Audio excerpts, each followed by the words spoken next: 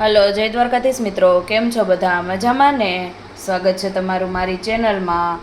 જો ક્યારેક આપણે રોટલી બનાવી હોય અને તેમાંથી 2-3 રોટલી વધી હોય તો તેમાંથી પણ આપણે ખૂબ જ એવો ટેસ્ટી અને ફટાફટ બની જતો એવો નાસ્તો બનાવી શકીએ છીએ.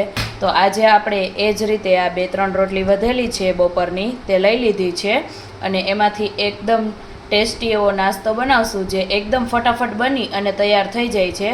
તો એના માટે આપણે આ 3 રોટલી લઈ લીધી છે, 2 મરચાં લઈ લીધા છે, 1 ટમેટું અને 1 ડુંગળી લઈ લીધી છે. તો ચાલો રેસીપી શરૂ કરીએ. તમે વિડીયોમાં છેલ્લે સુધી બન્યા રહેજો અને જો ચેનલમાં નવા હોય તો ચેનલને સબસ્ક્રાઈબ પણ જરૂરથી કરી દેજો. તો હવે સૌથી પહેલાં આપણે જે આપણી રોટલી છે તેને કટ કરી લેશું. તો આ રીતે પહેલાં આપણે તેને વચ્ચેથી કટ કરી લેશું.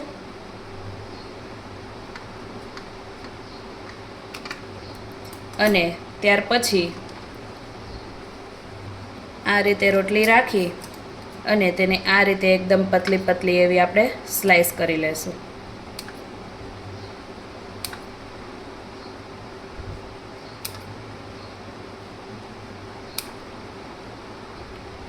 તો બધી રોટલીને આપણે આ રીતે નૂડલ્સના શેપમાં કટ કરી લીધી છે.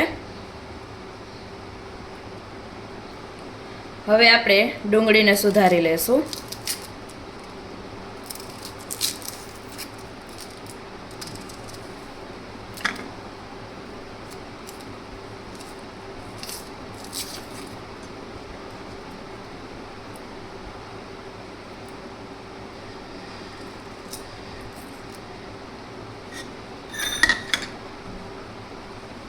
ડુંગળીને આપણે એકદમ પતલી પતલી સ્લાઈસમાં સુધારી લેશું. આ રીતે આપણે એકદમ એની જે પતલી પતલી સ્લાઈસ કરી લેશું. તમારે તેને નાના ટુકડામાં સુધારવી હોય તો તમે એમ પણ સુધારી શકો.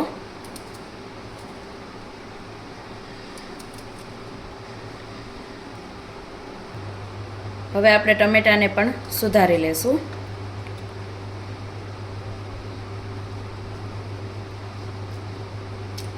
તો ટમેટાની પણ આપણે એ જ રીતે નાની નાની પતલી પતલી સ્લાઈસ કરી લેશું.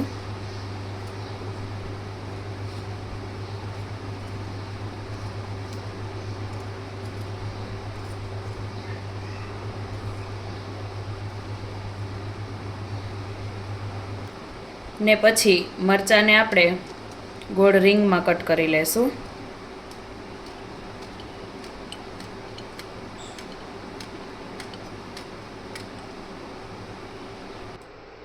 હવે આપણે એક પેનમાં 2 ચમચી જેટલું તેલ લઈ લીધું છે. તેમાં આપણે થોડીક રાઈ એડ કરી દઈશું. ત્યાર પછી આપણે તેમાં થોડુંક જીરું એડ કરી દઈશું. અને પછી આપણે જે ડુંગળી સુધારી છે તેને એડ કરી દઈશું.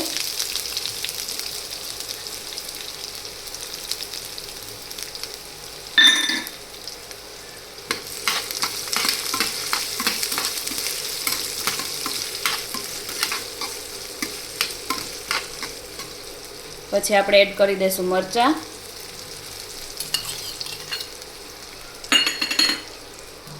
અને ટમેટાં સુધાર્યા છે એને.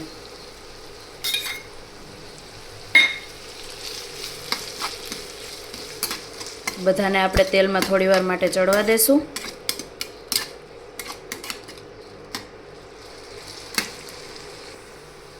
હવે આપણે તેમાં મસાલા એડ કરી દઈશું. તો થોડીક ચપટી જેટલી હળદર, ચપટી જેટલો ગરમ મસાલો, અડધી ચમચી ધાણા જીરું પાવડર, અડધી ચમચી લાલ મરચું પાવડર, સ્વાદ પ્રમાણે મીઠું અને થોડોક આપણે મેગી મસાલો એડ કરી દઈશું. અને હવે બધા મસાલાને આપણે મિક્સ કરી લઈશું.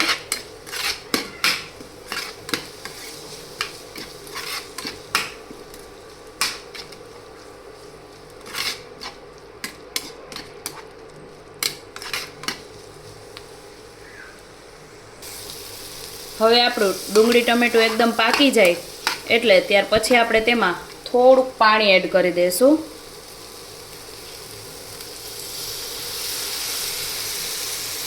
થોડુંક જ આપણે પાણી એડ કરવાનું છે.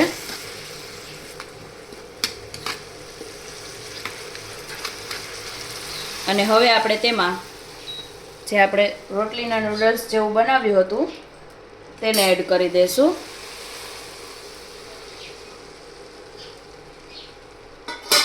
અને સારી રીતે હલાવીને મિક્સ કરી લેશું.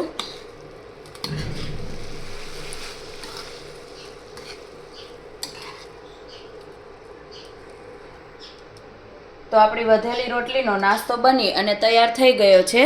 તો આપણે તેને પ્લેટમાં સર્વ કરી લઈશું. તો આપણી વધેલી રોટલીના નૂડલ્સ બની અને એકદમ તૈયાર છે. ખૂબ જ સ્વાદમાં ટેસ્ટી બને છે. તો એકવાર જરૂરથી આ રેસીપી ટ્રાય કરજો. રોટલી વધી હોય તો બાળકોને આ રીતે ઇવનિંગમાં આવું કાંઈક નૂડલ્સ જેવું બનાવીને આપશો તો તેને પણ ખાવાની ખૂબ જ મજા પડશે. વધારેમાં હજી તમે આમાં બીજા સોસીસ પણ એડ કરી શકો તમારી રીતે. અને આ રીતે સિમ્પલ બનાવીને પણ ખૂબ જ ટેસ્ટી લાગે છે. તો રેસીપી ગમી હોય તો વિડીયોને લાઇક, શેર અને સબસ્ક્રાઈબ કરી દેજો. અને આવી અવનવી બીજી રેસીપીના વિડીયો જોવા માટે એકવાર અમારી ચેનલની અવશ્ય મુલાકાત લેજો.